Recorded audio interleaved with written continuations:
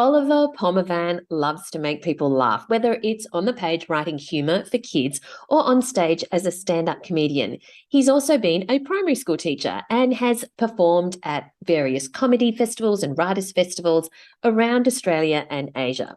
He has written 11 books, including Brain Freeze, which is a collection of short stories, Natural Born Loser, and Tyrific. His latest book is What About Thao? Thanks so much for joining us today, Oliver.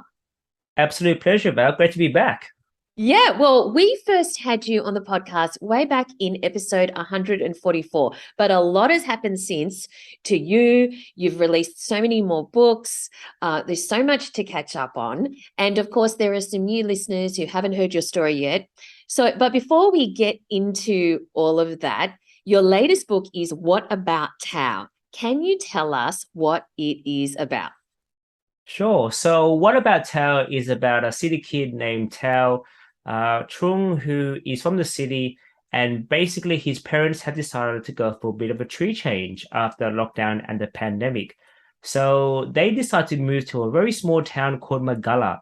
And Thao is initially excited about being a new kid because he feels like he gets a second chance to start afresh after being, kind of fading in the background in his city school. However, it turns to in a little bit of anxiety when he realizes he's the only Asian kid in the whole town, let alone the school. Thrown in that into the mix is a brand new arrival named Kader. Now, Kader is actually brand new to Australia. So he's a refugee from Syria, and his teacher naturally pairs Kader up with Thao, and the two form a very special bond. Kader kind of confides in Thao, and even though Kader is a little bit shut off from the rest of the world, it's up to Thao to really bring him out of his shell, as well as learning what it really feels like to belong in a place. So what And age group is this for? yeah, so it's for ages 8 and up. 8 and up. Now, you have a very varied career. Apart from being a children's author, a very successful children's author, you're also a stand-up comedian, you've been a primary school teacher, you've done a bunch of things and you've worn many hats. When did you want to write? So I always wanted to be a writer ever since I was a kid. So, I grew up on a diet of Paul Jennings, Roald Dahl, most classroom books. So I knew I wanted to write funny stories, and that carried on to high school, and I did university degree on writing. And then in the last year of my writing degree, they encouraged us to do a diploma of education to teach English in high school. And I figured, well, those high school kids are very torn, and I don't want to get hurt or anything like that. So I decided to go primary school because I can tell over them. So I figured, okay, that'd be pretty cool. 9 to 3 job, lots of school holidays. How hard could it be? And wow, it is a very, it's a very emotional kind of job, but it's at the same time, it's so rewarding. And that's when I realized, hang on a sec, maybe I should write for kids because I'm still a big kid myself. I love video games, I love anime, I love cartoons. And I said, okay, well, why don't I start writing stories from a kid's perspective? And by that stage, I had so many ideas already for kids' books, thanks to the kids in my class. And from there, I have never looked back. So middle grade is a very specific age group because there's also picture books, there's also, younger, books for chapter books and that sort of thing. Why did you choose middle grade? So I like to call it the most lonesome kind of age. So, the kids are independent. You don't have to baby them. You can have proper conversations. And I guess I echo back to my days when I used to teach year 5 and 6. Like I could really talk to them as really little adults, but at the same time, they still got a sense of wonder. They're still quite innocent. The effects of growing up hasn't really sort of impacted yet. And so they're kind of like, on one hand, they're too big for the world in a sense because they're sort of reaching the upper ends of primary school, but at the same time they still got this little childish kind of sense of curiosity and smallness, and they're still trying to find themselves as well. So I love this age because my characters in the books can be quite capable of so many things, but they are also not knowing about a lot of other things as well. So you combine the two together and you can come up with some really captivating stories. So what about Tao? What number book is this? How many books have you written? So this is book number 11 now. So yeah. Wow, that's fantastic. What an achievement. Yeah. Well, do you have a plan? Like if you this is your 11th book, so do you have some kind of yearly plan where you decide, okay, every I don't know, certain amount of time you need to be writing one book because you need to because you're a very, very popular author in terms of school visits Mm. and talks and that sort of thing. So how do you have a plan for your year? Yeah, so I kind of see myself as a touring author. So I like to bring out books just so I have an excuse to go touring again and visit schools and do festivals. So I kind of treat myself like a music artist. So, I kind of like bring out the books basically in a yearly run. That's ideal for me. Like to have a book out once a year would be pretty cool. And then the cycle of promoting and then doing my school visits would take up, I would say, maybe 6, 7 months of the year. So before COVID, I was actually traveling and doing festivals and school visits up until 8 months of the year, which is probably the most busiest time I've ever been as an author before the pandemic. And so I guess for me in the short term, it's just that cycle of, bringing a book out, promoting it, and then using that wave to continue to do school visits, which I absolutely love because I'm still an educator at heart. I love doing workshops. I love engaging with kids and getting them to be confident when it comes to writing stories, especially funny stories. In the medium term, I look to my heroes such as Morris Gleitzman, Andy Griffiths, Paul Jennings. They've been writing books now for over 40 years. Mm. And so I can't see myself doing anything else. Like, I want to be a writer for life. And it's even trickier being a kids author in terms of longevity because, as you get older, that gap, that disconnect between adults and kids gets larger and larger. And, in the back of my head, I often wonder, well, will the kids look at me and think, oh, this guy's too old to be hip or be cool? Or will I look at kids and go, oh, I don't know what they're really into anymore? And I only have to look to people like Morris Gleitzman, Andy Griffith as well, to know that you can keep reinventing yourself and keep still be relevant to kids as well. So I guess for me in the long term, I would love to keep writing. I've just hit my second decade and I'm really thankful and grateful to be here still and even to come back on this podcast as well, because it's little things like this that make me realize that I've still got a long way to go, but I'm still enjoying every step of the journey. So Oh, I have no doubt we'll be reading you for decades to come, and the kids will thank be you. reading you for Yeah. decades to come. Fantastic stories. So tell me where stand-up comedian work fit Yeah. into, the journey of your life. When did it start? Why did it start? And what do you get out of it? Yeah, well, you know what? It all started off with Jerry Seinfeld. So I was a massive Seinfeld fan. I could quote, a lot of quotes and from the characters and episodes and all that thing back in high school. And I naturally thought that, to make it as, a TV personality or an author even, you had to do stand-up comedy first. So that's what I did. I was always been a class clown anyway. I love performing. And so it was a natural progression. So fresh out of high school, first year uni, I went to the Comedy Store in Sydney, did my first 5 minutes, and I absolutely bombed, as in like no one laughed, and it was so like humiliating, so gut wrenching, and I said, "Wow, I want to do some more." So there's nothing greater than making random people laugh. So I had a really good run of doing stand-up comedy. And the thing about comedy, right, is that you can go in and out of the scene depending on your circumstances and things happening in your life as well. So I've been really thankful that I can still stay in touch with stand-up comedy. But in the greater scheme of things, if I had to choose between writing and comedy, I would choose writing in a heartbeat because at the heart of it, I'm a writer. And as much as I love performing, I can still do it in front of kids as part of my school visits. So stand-up comedy is a nighttime job, and when I'm busy visiting schools during the daytime, I can't, neglect my family at home and do comedy as well. So I had to give sort of comedy a little bit of a flick, I guess, and put on the back burner. So, for the last couple of years now, I maybe 10 gigs a year. I've been very lucky that I still know a couple of old comedy organizers and promoters that still know me from back in the day, and so I can still do comedy then. And I still love it. I still love making adults laugh. But at the end of the day, I find that those comedy skills that I have really help me be a teacher in the sense of like teaching is a performance. We perform in front of our students, and also just being a writer as well, because you have to really know your punchlines, know what really works, and how to be snappy. And I learned all of Mm. that through performing. So yeah. I find it fascinating that you say that you bombed and that you couldn't wait to do more. Yeah. I mean, most people would bomb and just go, oh my goodness, I'm no good at this. What motivated you to continue? I think knowing that other people bombed as well, like, you only have to look back at, no matter what job you want to do, whether it's a writer, YouTuber, comedian, actor, you know that every famous person you can think of initially did tank, and it took them a long time to actually find themselves, find their voice, and hit their groove. And, when it comes to comedy, stage time is so important. They say that you've got to do like 100, they say you got to do 100 crappy gigs before you actually find who you really are on stage. And that is so true, because it's those first 100 gigs that you do that you get to experiment with your voice, your expression, your persona.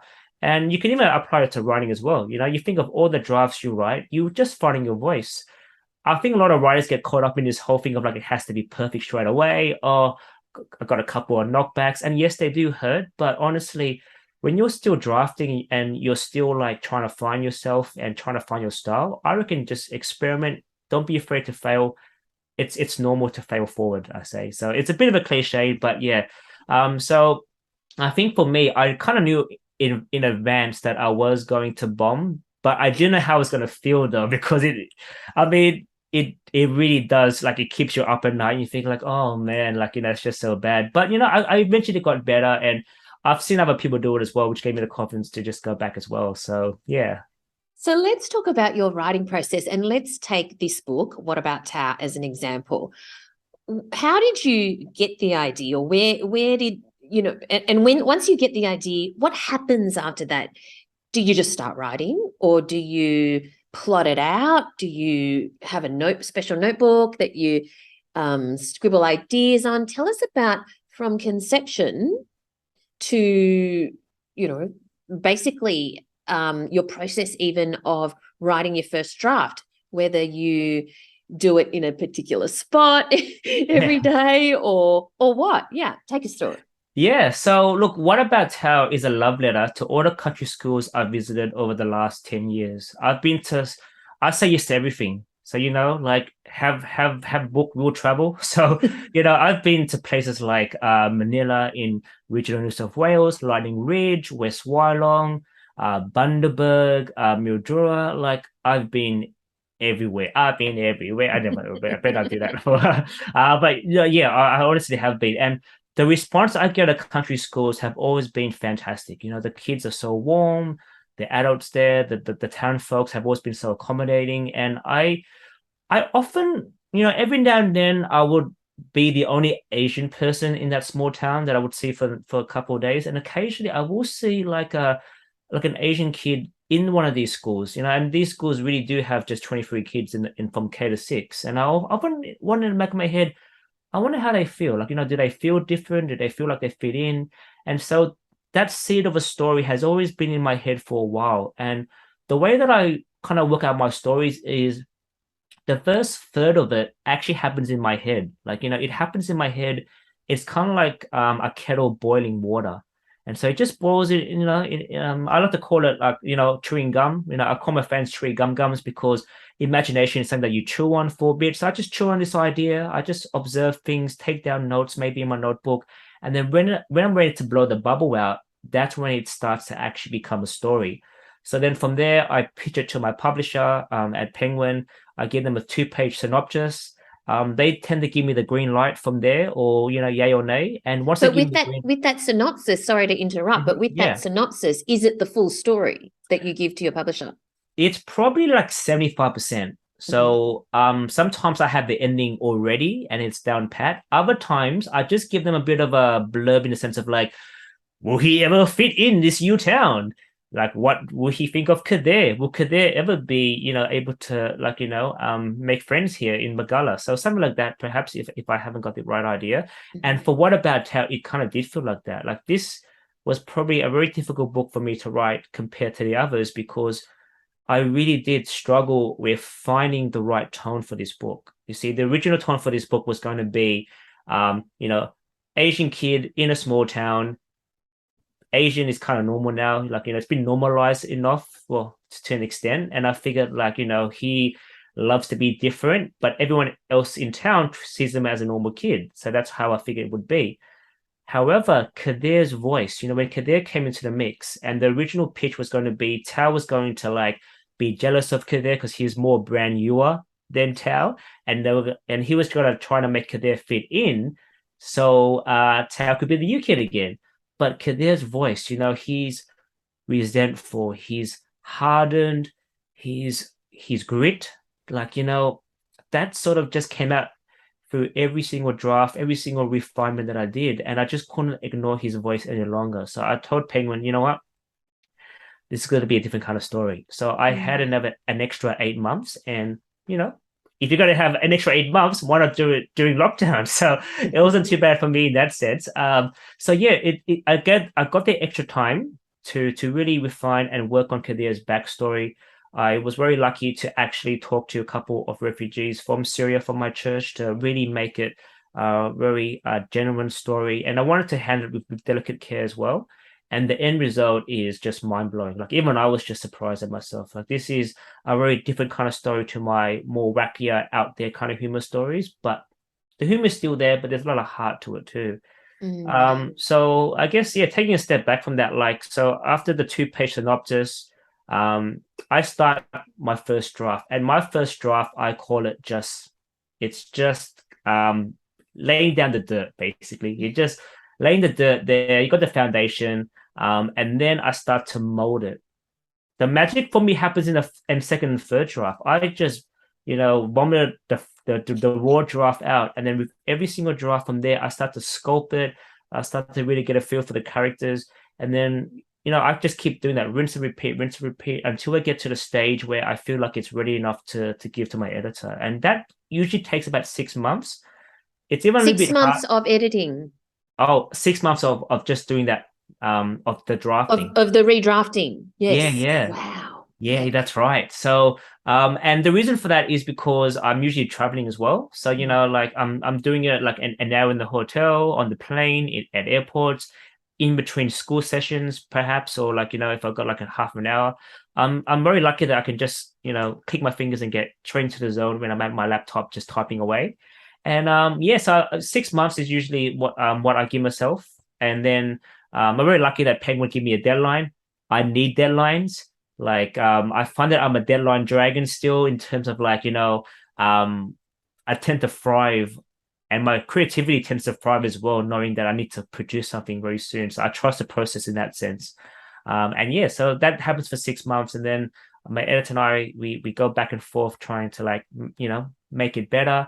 And yeah, when from the rough draft that I give to my editor to the finished product, there is still at least perhaps 30% that is chopped away and then regrafted, some newer scenes, some more clarification. Maybe some characters get taken out. Maybe some characters get a better backstory or an extra layer perhaps as well. So yeah. Wow. So you're saying that at least 30% either gets deleted, changed, or added after you've sent it into the publisher. Yeah, that's right. Yeah. Okay. And I guess for me, it's because my editor Heather, like, she's wonderful. I've been very lucky to have the same editor for the last 11 years, basically, since the start. And her questions that she gives me are very thought-provoking, and I look at them, I agree with 99.9% of what she says, and I feel like I need to go back and refine it in a way that, like, I'm happy to kill off some funny scenes or funny jokes in order to tell the heart of the story. So yeah. Now, you obviously have a background in where humor is a big part of it. You said you were the class clown, and there's a lot of humor in your books.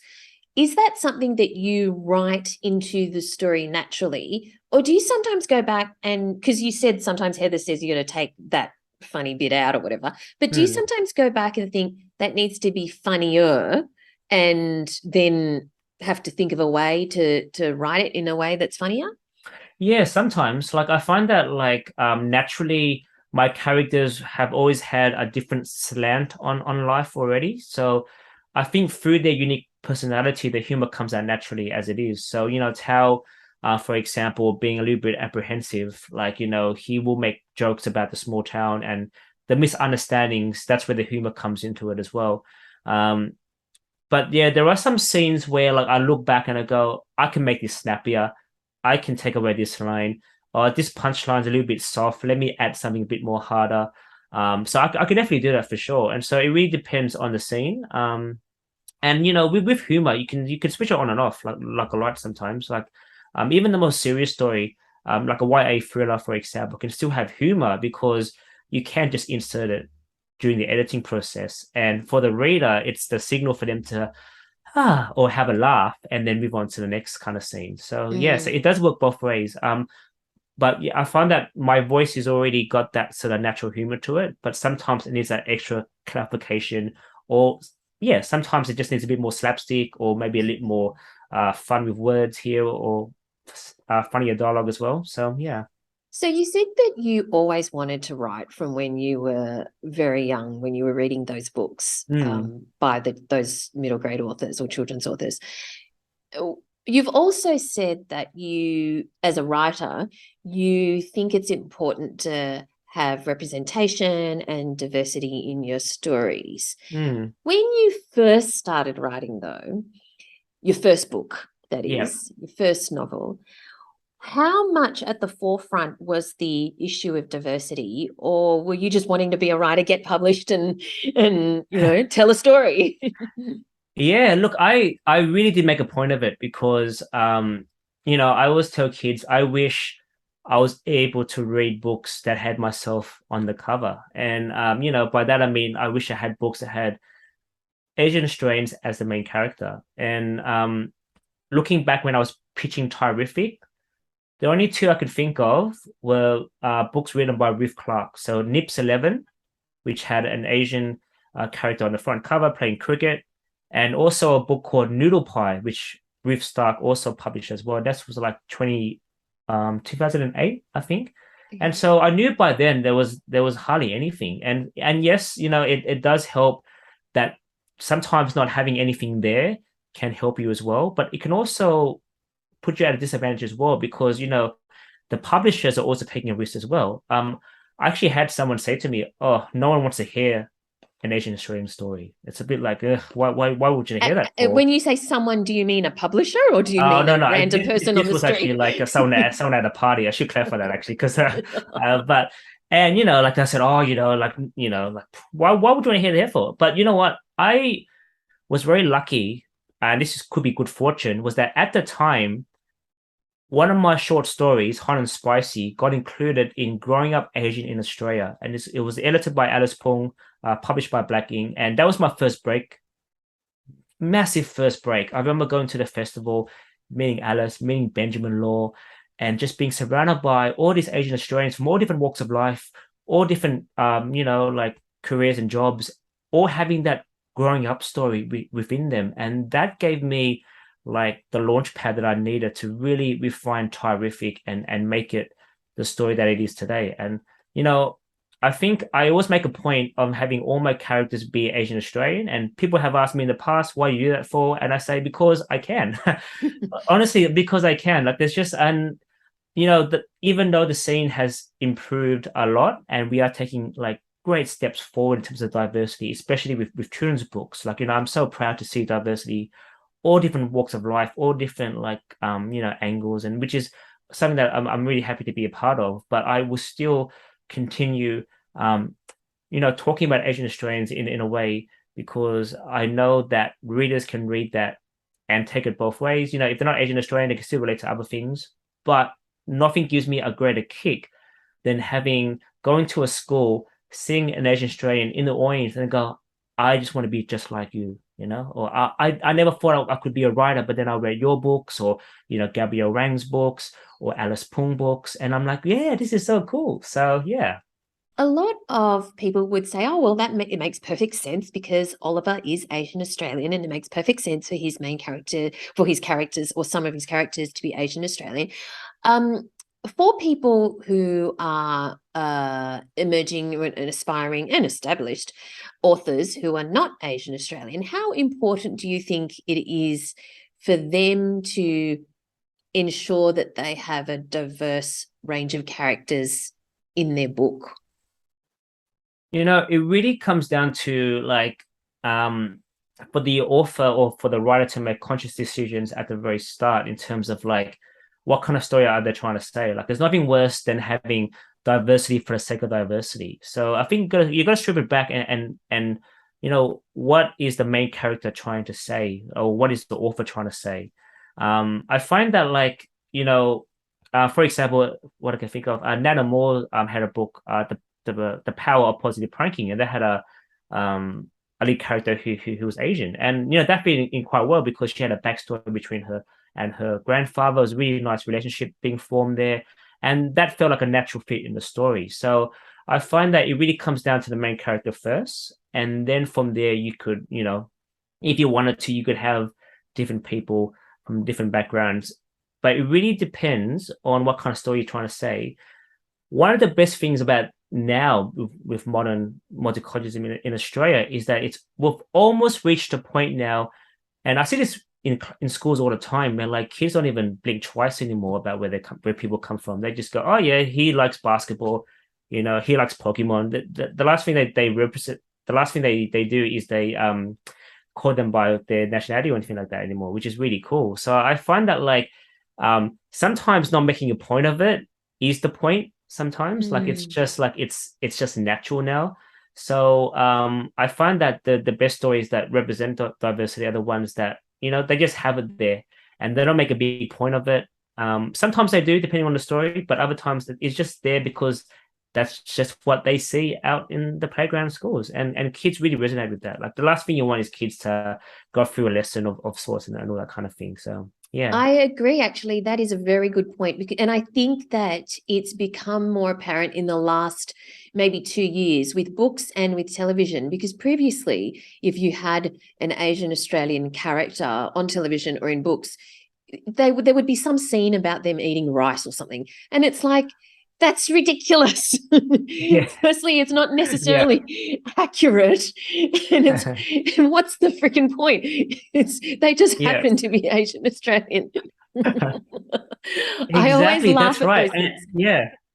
I know what you mean. Like, and I'm really thankful now that especially in TV, like on screen, like it's just so much vibrance now. And I feel like the storytellers these fresh perspectives that they're bringing to their shows, it really is a breath of fresh air. And I love the fact that it is not a big deal, because people watching it and kids reading it, they don't think it's a big deal. They just go, oh yeah, where you from? Oh yeah, okay, cool. Let's move on. Let's continue. So I find that it's really cool that we're getting to the point now where we could have anyone and anyone sort of come into books now. So yeah. Yes, it's more authentic to real life, isn't it? Well, yeah. I grew up in Western Sydney. I grew up in schools. I visit schools that are just, people from all kinds of backgrounds. So that's the kind of schools I wanted to have in my stories. So let's talk about when you're doing the first draft, you've already had at least a third of the book brewing in your head. Do you then just write, or do you plot out scenes? What do you do?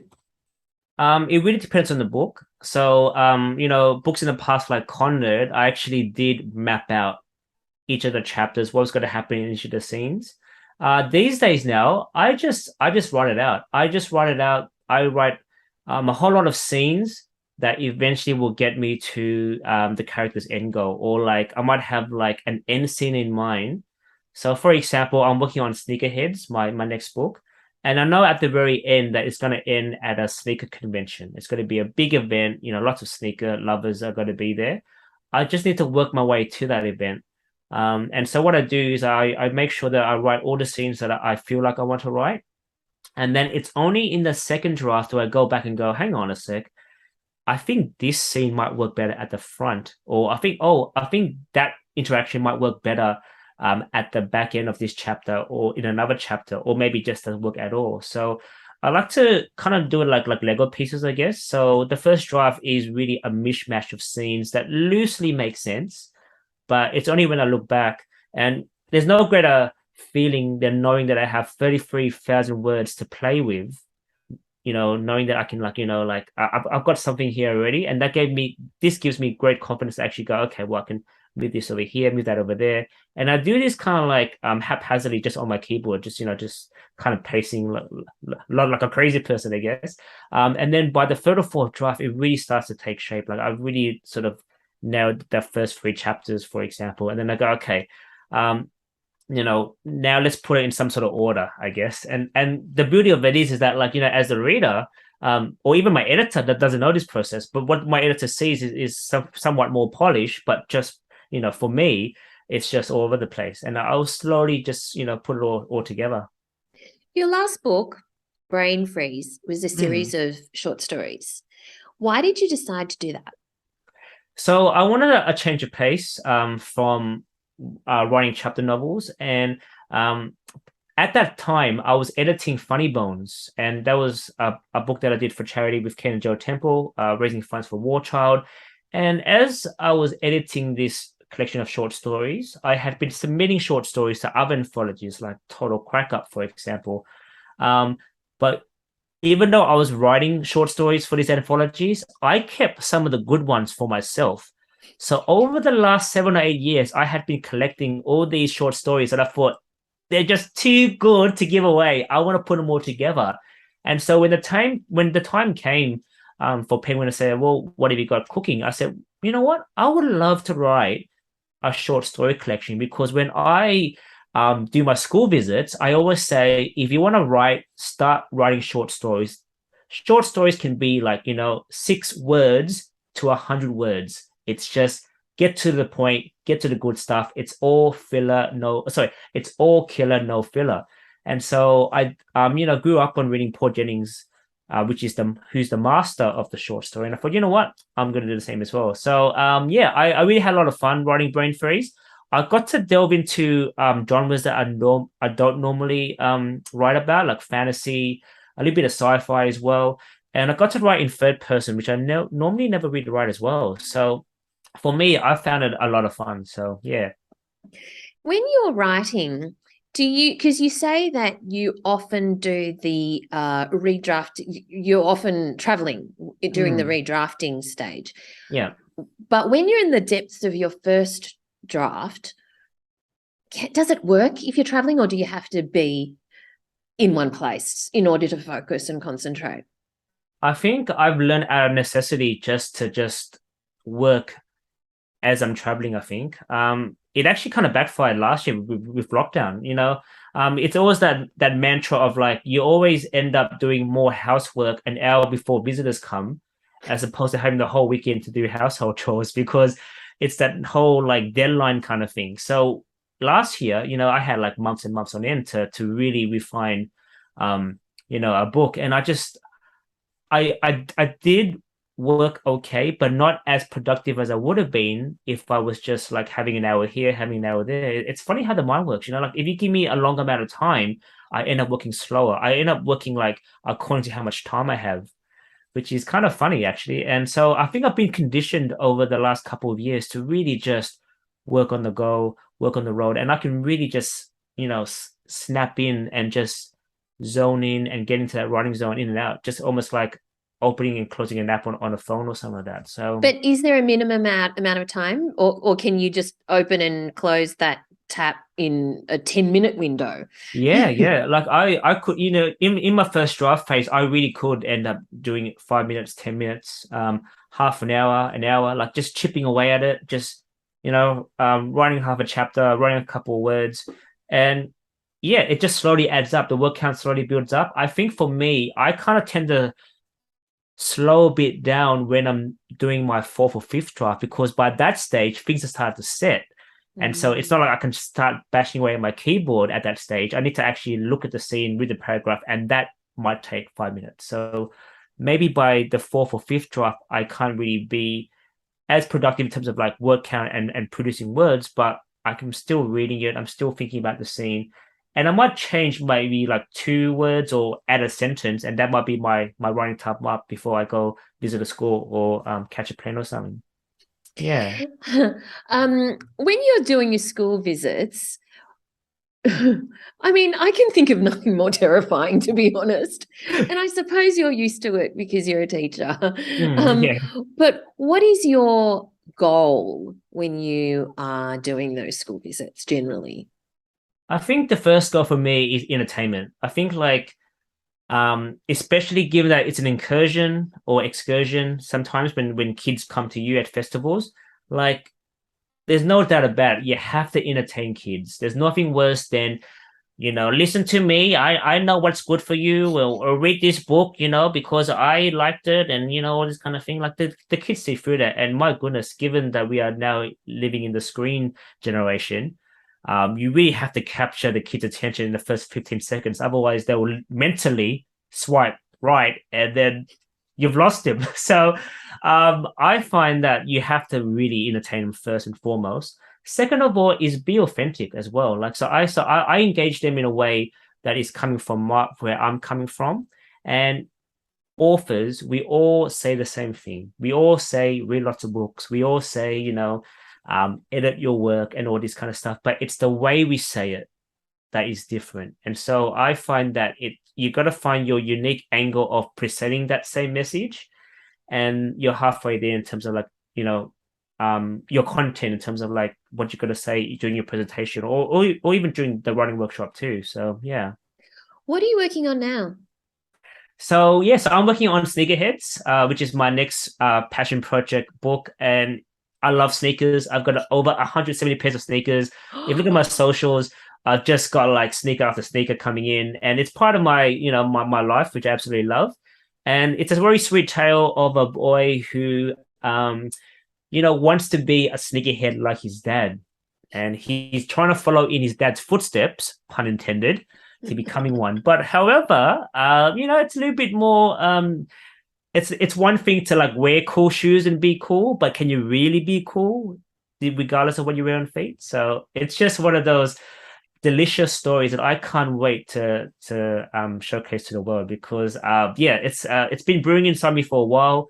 And now that I'm traveling, I'm starting to notice a couple of kicks, couple of shoes that kids are wearing. I'm kind of, well, I mean, look, school visits, market research, honestly. Hey kids, what are you into right now? Hey, that's really cool. So I just kind of observe kids and what they're wearing and stuff, and that kind of adds to the layers that I'm doing for my draft. So yeah.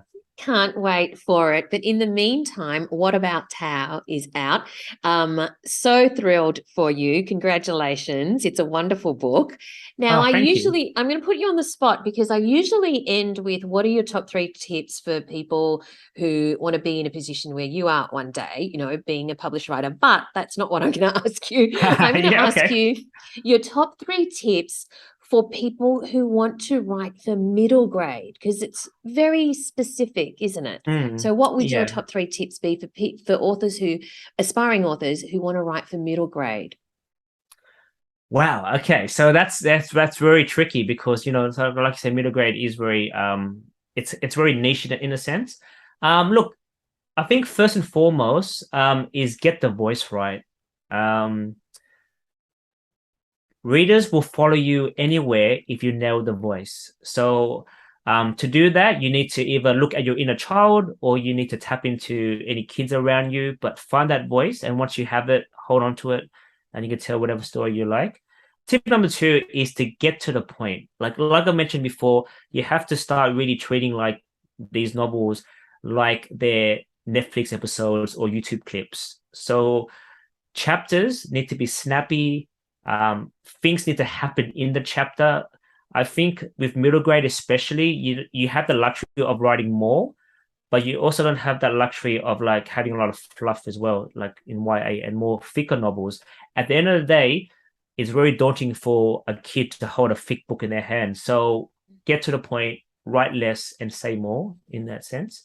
Third one is don't be afraid to write things that are taboo or things that are on edge or controversial, because give kids a lot of credit. They know a lot of stuff. They have the internet now. So, like don't dance around subjects. I think given over the last couple years, we've had things like cancer, dementia, anxiety, mental disorders, bullying, like it's all come to the forefront now. Kids want to know about that kind of stuff. So don't dance around it. Don't make a metaphor or elegy about it. Just talk it out. Be honest with them about these heavy subjects because that's also another hook for them to keep on reading as well. So yeah. Brilliant. And on that note, thank you so much for your time today, Oliver. Absolute pleasure, Val. Thanks for having me back.